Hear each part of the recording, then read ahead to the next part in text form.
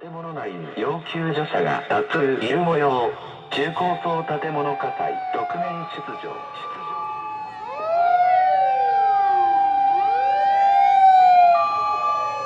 嶺北あわら消防署からは車両部隊4台並びにあわら消防団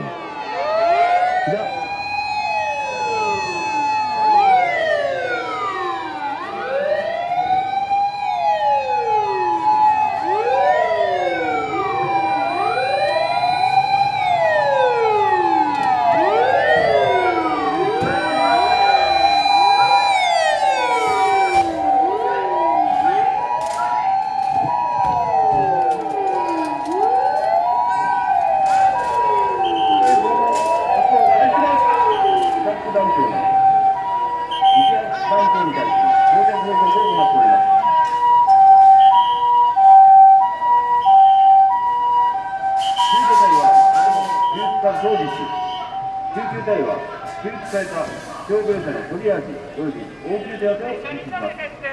また、あわら消防団消火隊は中央公民館の消火和田副団長を先頭にあわら第1軍団、第7軍団から第10軍団、女性消防団員の酸化搬送隊が入場してきました。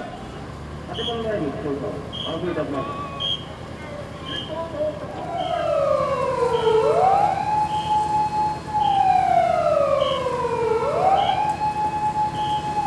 自衛隊第9の通過連隊の車両が被災状況旅館から入場してきました。救助要請が行われました。